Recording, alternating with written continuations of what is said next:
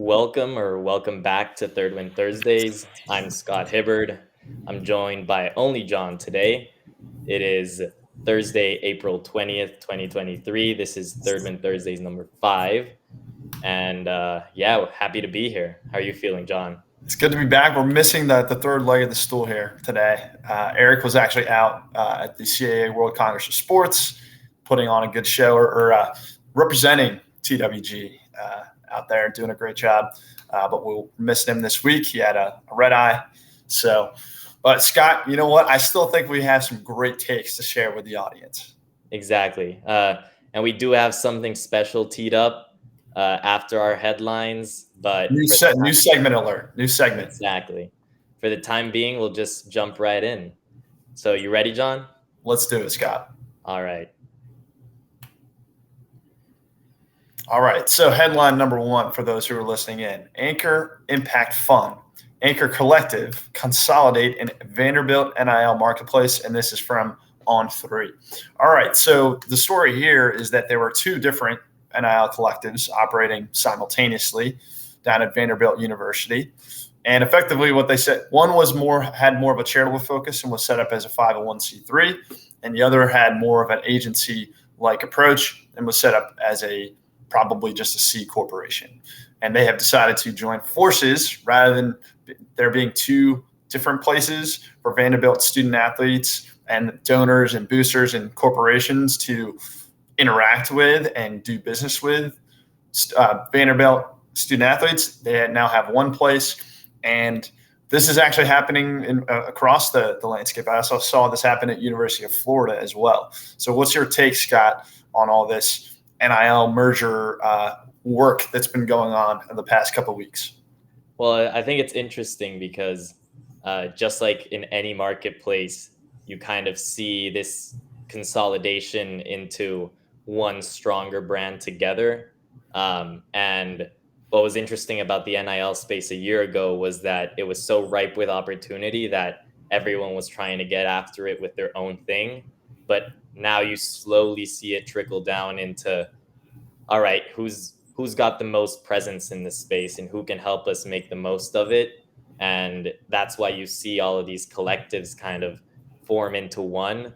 And what I do like about the Vandy case here is that obviously you have one that was focused more on charitable causes and donations, and then you have the other side, which is the brand partnerships and activations, and you have that come together to create a pretty cool kind of fork of, you have one division focusing and maintaining that 501c3 status, and then you have the continuation of helping students kind of focus on developing their name, image, and likeness in the space. But I guess my question to you, John, is how do you see this kind of monopolizing the marketplace that we kind of see? Obviously, it's not to that extent of you have one only group managing everything, but you do have it by region or by school or by state, where you have one kind of main collective focused on the space for that group. Yeah. Well, for what it's worth, Scott, if I'm thinking behind the strategic thinking here, I'm trying to get behind the folks who made this decision. They realized that both sides could not exist sustainably on their own. The side that was just existing with donations from boosters and other supporters, they realized they couldn't rely on donors, to always write big checks every single year. The side that was working on brand partnerships realized that maybe they couldn't survive with just the brand partnerships. So in a way, they realized we can't survive unless we have a combined exactly here. I'm not worried about monopolizing anything here, because essentially all of these collectives are competing against each other. Vandy is competing against Alabama and LSU and Florida, which has just made their own move with the NIL collective. What was going to have to sort itself out is, like, are the players getting paid to play, or are they getting paid to provide a service? Because the rules say you have to provide a service and get paid market value, right? You have to actually show up for a marketing event. You actually have to promote product or service on your social media, et cetera, et cetera. My impression was that the 501c3s were getting donations, and then they were more or less paying the players way above market value for not doing anything other than playing football or basketball. Exactly. So we'll see how it plays out, but those are some of my thoughts as I react. And for those listening, look up one of the new USC quarterbacks. He became the case of what could go wrong in the NIL space. And there was also a very interesting New York Times article that came out specifically on how well these collectives are blurring the line between pay to play and offering a service and being able to credit yourself on name, image, and likeness. But we'll go on to the next. Oh, this was huge news this week in the sports world. The headline from Sports Illustrated is Jalen Hurts' extension presents a lot of difficult challenges for Eagles. And the subtitle is, it's going to be much more difficult for Philadelphia to maintain its remarkable depth and all-around excellence after signing Jalen Hurts to a record-breaking extension. And this is from Albert Breer over at SI. So essentially, Jalen Hurts is now the highest paid player in NFL history as of his new extension just a couple of days ago, reported by Adam Schefter. There is basically the way that the NFL is going. Everyone seems to think the thesis is for team building. You get a franchise quarterback. All right. You try and during his rookie contract, you try and get as many great players as possible to surround him because his rookie contract is relatively inexpensive for 5 years. But then if you've got the guy, you have to pay that guy and keep him. And you'll figure out how to fill in the roster, backfill the roster if some of your great players have to leave in trades or free agency. But ultimately, you don't have a quarterback, you're not going to win a title. That's the thesis, right? Is that thesis going to play out forever? Even as quarterbacks are taking up more of a salary cap, hit every single year? I don't know. We might see some teams actually go in the opposite direction and say, no, it's the full team. It's not just the quarterback. We do need that excellent depth all the way across the roster. We're going to do our best to get the best quarterback possible under center, but perhaps we're overvaluing the quarterback position. Maybe, I don't know, Scott. I actually think there's some credence to both arguments. But the way that the NFL economics are, there's no sign of profits going down, right? The only sign is the profits are going up in the NFL. The media rights are going up in value, meaning that the salary cap is continuing to go up every single year, right? And if you believe that quarterbacks are driving everything and you must have a great quarterback, then you're going to see other quarterbacks come in and break Jalen Hurts' record pretty soon. You might see Joe Burrow break it. You might see Justin Herbert break it.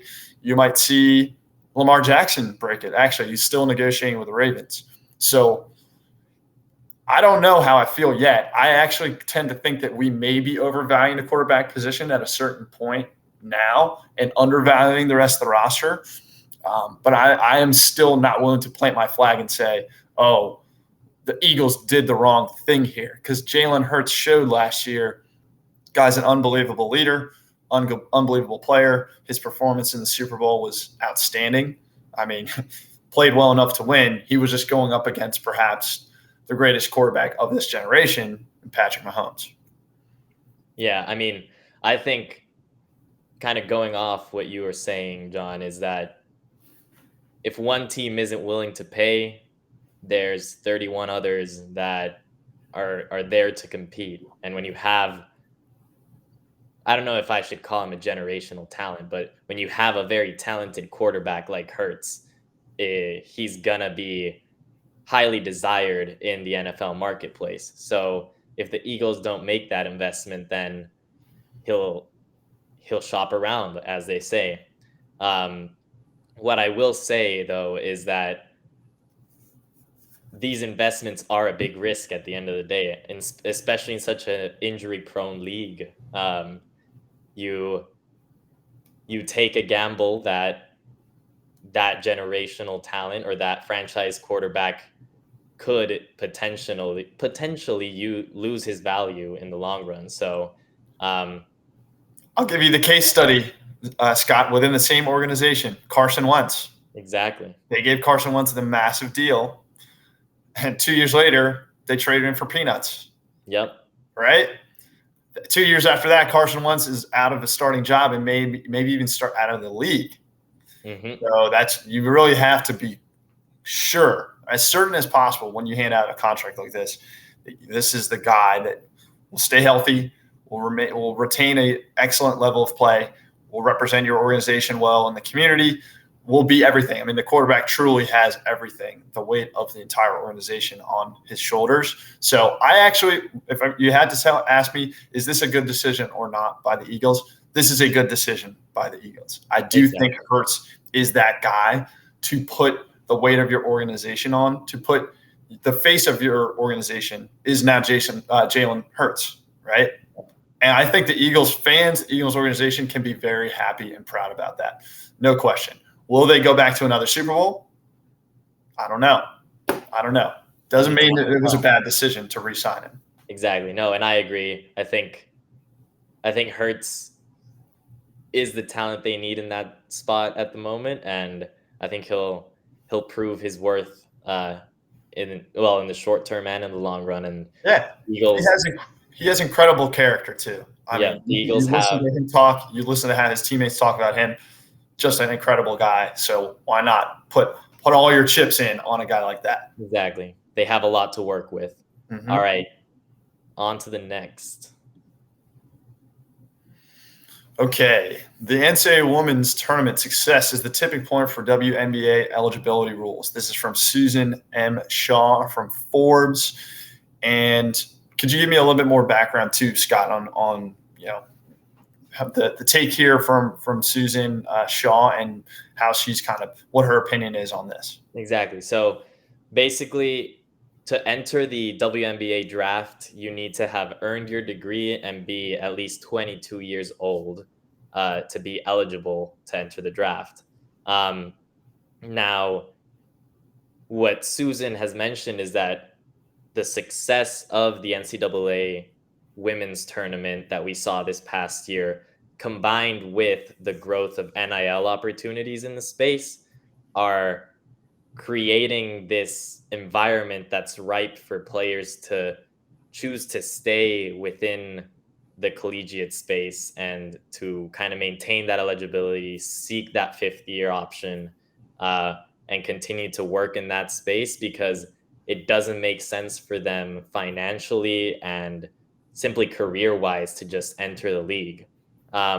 So basically, the article asks whether it's time for the WNBA and the commissioner to start looking at those rules once again and make it such as like the NBA draft that allows for players to be 19 and enter the draft. So it's asking whether it's time for the WNBA to do the same, to kind of be able to compete with the opportunities that there are in the NCAA space at the moment. Yeah, and what I will tell you, Scott, is I think the more options, the better.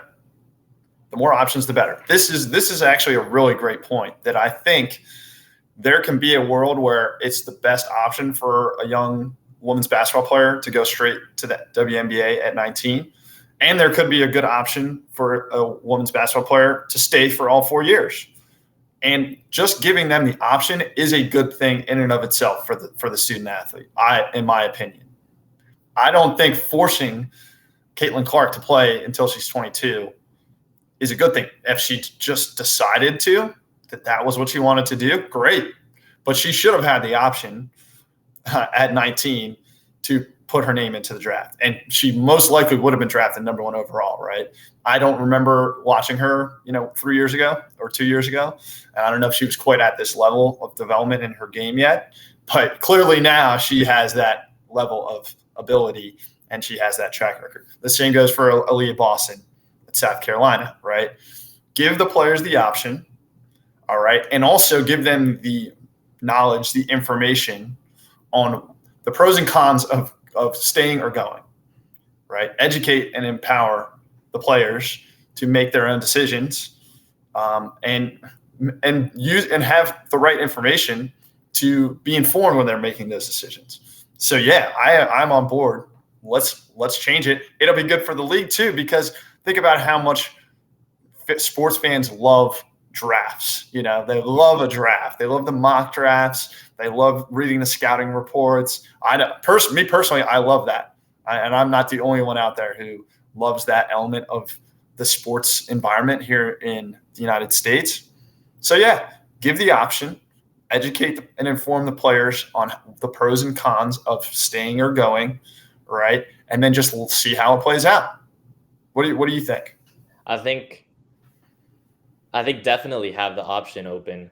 It's going to be interesting in the next few years because I feel like the NCAA game is just going to continue to grow and brands are going to look towards that space.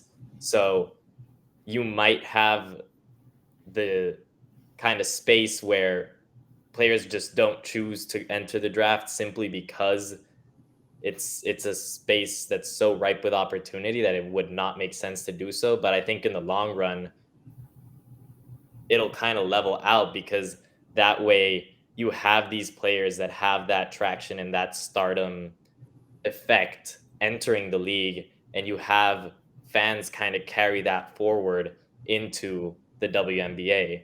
You're going to have more people be attracted to the professional game, to kind of choosing a team in the WNBA, to making it a more popular league overall. So I think it'll be kind of a transitionary period, but overall we'll see both aspects of the game just kind of keep on growing and honestly compete with the men's tournament overall. And I think that's the beauty of the sports space right now, that you have all of these leagues that are growing so quickly and these fan bases that are kind of attaching a loyalty to it. And there's a lot of space for opportunity for one. And I think more and more people feel represented by the sports and entertainment world. And that's just what we'd love to see. Yeah. Yeah. There's probably a way that maybe the NCAA women's basketball and the WNBA can kind of come to an agreement on what is both best for the players and best for the game of women's basketball. Right. Exactly. And maybe it's in between what we've been talking about. Maybe it's more like college football, where it's either you are 3 years removed from high school, or you're a certain age, whether it be 20, 21, I don't know exactly. But there is a lot of benefit to, like you said, letting the players play at these very, very popular colleges and universities who have tons of alumni and already have the emotional connection to come out to the game, see the players develop, see the players perform, and get attached to the players and their stories, right? So that they're more likely to follow them once they leave college. Exactly. So it's going to be interesting to see how it plays out. And kudos to, this year's tournament was awesome. And let's see see what they can do for a follow-up next year. All right, Mr. Baseball. Next one's for you. Here we go. Oh, yeah. This was a huge bit of news overnight into this morning. And this is from Axios Sports. One big thing, the A's sign deal in Vegas. So this has been a long, drawn-out drama. The Oakland Athletics have right now the worst team in baseball. They have the worst stadium in baseball at the Oakland Coliseum, which is about – it was out of it was not MLB quality about 15 years ago. Now it's a total dump. So the Oakland Athletics ownership has agreed to purchase land in Las Vegas to build a brand new stadium, meaning that it's over for the Athletics in Oakland. And this will now be the third major sports franchise to leave Oakland in the last 5 years. If you include the Golden State Warriors, who were playing in Oakland and moved across the bay into San Francisco to build the Chase Center, which is state-of-the-art, massive, multi-billion-dollar project. I can't help but feel for the fans, Scott. This is brutal. I can't imagine, the Orioles up and leaving out of Baltimore. But again, we're talking about sports business here. They could not negotiate a deal with the Oakland government. And as a business owner, you have to do what you need to do, right, to maintain the viability of your business. So they did the cost benefit analysis. They looked at what the deal was in Oakland. They looked at what the deal was in Las Vegas, and they chose the deal in Las Vegas. And that's just the way it is. When they always talk about, you always hear the players talk about, it's a business. This is exactly what we're talking about here, right? These franchises are not publicly owned, utilities. All right. These franchises are businesses. They're corporations, and they are all in the business of making money, making profit. They have an element of community give back in every single one of them, and they do play a role in communities. So it really sucks when they abandon communities to move to other parts of the country. But it happens. We've seen it happen many, many times over the course of sports business history. And man, I wonder what it's going to look like in Oakland. There is economic activity that comes around and kind of circles around sports and entertainment venues. What is Oakland going to look like with zero, save for the Oakland Roots? I will say the Oakland Roots are pretty awesome in the USL. I think they're adding a women's soccer league team too, in conjunction with the Oakland Roots. But without a major sports franchise in Oakland, I wonder what that's going to do overall to the economic activity in the city. Yeah, I think you're kind of seeing Las Vegas become a bit of a sports capital. With all of the investment just going into the city. And I don't know if Las Vegas needed even more money than it was already pushing on the Strip, but that's another question. But I can see how it's a very attractive city to play in. I mean, it's now not only maybe the entertainment capital of the world, but also the sports and entertainment capital of the world. And I think you'll see a lot of growth and a lot of innovation in that space as teams start to move there. But like you said, I mean, the beauty of sports is that it creates a community around it, and you have all of these economic benefits that come from that as well. And for Oakland, which is a city that has always kind of struggled, now with these teams leaving and the lack of economic movement that comes with fans and with visitors coming to watch these games, then you're gonna definitely see an impact over the next few years. And I wonder what the response is going to be there as they shift away from sports kind of being an important attraction for them in their community. Yeah. And my last thought here is that, look, governments and citizens do have a strong case about public money shouldn't really go to fund these parks. I definitely get where they're coming from, because that is, I don't know, it doesn't make sense for these multi-billionaire owners to get public funds to finance their ballparks. No, it doesn't make sense. Is it also true that these franchises drive a ton of economic activity in these cities? That is also true. So it appears that in a way, Oakland has been, a really difficult negotiating partner. But you could say for good reason. And in Nevada and in Las Vegas specifically, the government has been a very, very open and willing negotiating partner. And that's what it really came down to here is they couldn't get a deal done in Oakland. They could get a deal done in Las Vegas. They took the deal in Las Vegas. Yep. Right. And that's a lot. And it sucks for Oakland A's fans. It really sucks for Oakland in general. But what else are we going to do? This is how business gets done. And we'll talk F1 when we see the first Las Vegas Grand Prix roll around. But LA does have a competitor now down there in the southwest part of the United States in terms of the entertainment capital and sports entertainment capital. So crazy how that's transformed in just 10 years. Yeah, we'll roll into the third win, which is also NIL related. Beautiful. So the headline is UConn star Paige Bucher's new NIL deal takes aim at food insecurity for students. Man, this is brilliant. And this is a perfect win-win-win style approach to partnerships from Paige Bucher's. So she's, up there as one of the most recognizable stars in women's basketball, women's college hoops. She unfortunately got hurt this year. She tore her ACL. So had a lot of time to think about who she is, what her brand stands for, and how she wants to use her platform for good. And it seems like she's identified the mission that she wants to go after, right? Which is for food insecurity. Isn't it crazy, Scott, how many college athletes, while they are on scholarship, they can hardly afford to pay for food? That is nuts. The fact that Paige even has to step up and offer a portion of her NIL money to help student athletes pay for food is bananas. But anyway, we want to give kudos to her because this is brilliant. I want to just say amazing job, Paige.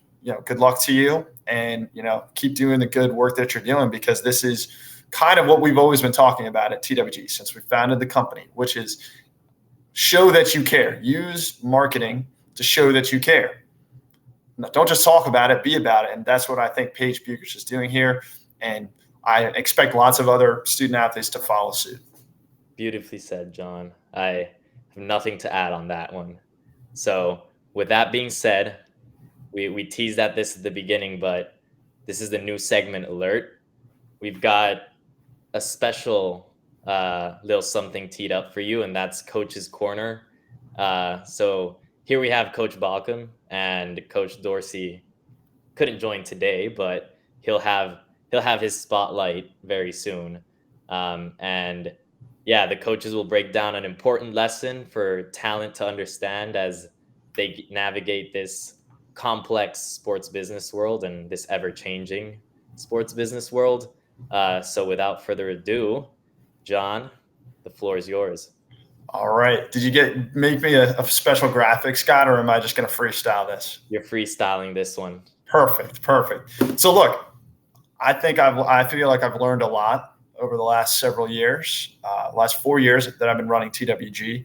And we're a talent marketing agency. And I want to share some of the lessons that I've learned for anybody who's listening. We don't even necessarily have to be representing you. We want to add value to you. And what I want to talk about today is the fact, I want to talk about brand. All right. Brand is something you always hear people talking about in sports marketing, in NIL, and everything.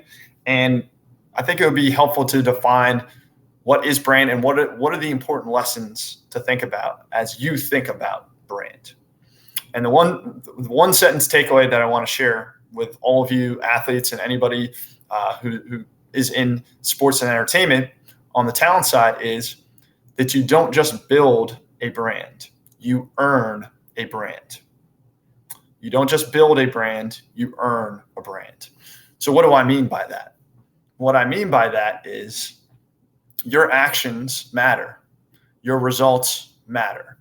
You can't just, fake a brand, right? You can't just create a brand just through your posting, your online presence, all that. All the things that happen in the analog world all matter. Your habits, your relationships, how you practice, how you treat your teammates, how you treat your family, how you treat your friends. Everything matters. How you perform. Truly, the reality of sports marketing is excellence pays. Championships pay. All right. John Thompson had a quote from his memoir, which is, nobody pays attention to you unless you win. And he recognized that for him to have a voice in social issues, he needed to perform. And the same goes for everybody else in sports. You have to earn your brand. Your brand is your reputation. And you earn your reputation by being yourself, number one, and being valuable and adding a ton of value to other people over a long period of time. And that's how you earn a brand. Think of Stephen Curry, all right? His brand when he started was puny kid, 3-star recruit, probably no future in the NBA, right? Son of a famous former NBA player, right? But what did Steph do? He went out and proved everybody wrong that his brand was actually one of the greatest of all time, one of the greatest NBA champions of all time, a true steward of his community, a philanthropist, an investor, a businessman. So through his actions over time and his results over time, he's earned his brand, right? You think of Serena Williams, all right, the same thing. You think of any athlete that you really admire, it's not about what they say. It's not about what they post online. It's about what they do. It's about how they conduct themselves and the results that they create. So if you're listening to this, if you're watching this, yes, there are certain things you can do to build your brand. There are strategies that you can enact to build your brand. But at the end of the day, you have to earn your brand. And that's all I got for you. Scott, you still there? Awesome. Yes. Well, thank you very much, John. I think there's a lot of value in that. And I think, one of the things that people will see when working with TWG is that we help you find the pathways to earn that brand and help you find also the direction where you want to build that brand. And I think that that's the beauty of this space, that you have so much opportunity and so many different pathways you can take within a single industry. And everything you can imagine can be done in sports. And True. We're here to prove that. True. So it's an incredible platform to do special things for other people. Truly. Exactly. So with that being said, I think it's all we have for the day. Hey, we did okay today, Scott. We were missing a key cog, but we did all right. Exactly. And I think I'm excited to see what Coach Dorsey has to say next week. Absolutely. Absolutely. He is a literal coach. He does coach boys soccer up in Baltimore. So he has plenty of lessons, I'm sure, to share with us. A lot of philosophical thinking going on over there. Oh, yeah. All right. Well, that's all we have for today. Thank you for joining, John. As always, a pleasure. My pleasure. And we'll see you next week, Thursday, hopefully with the final edge of the triangle here as well. Yeah, absolutely. All right. Well, guys, thank you. Take Peace care. out.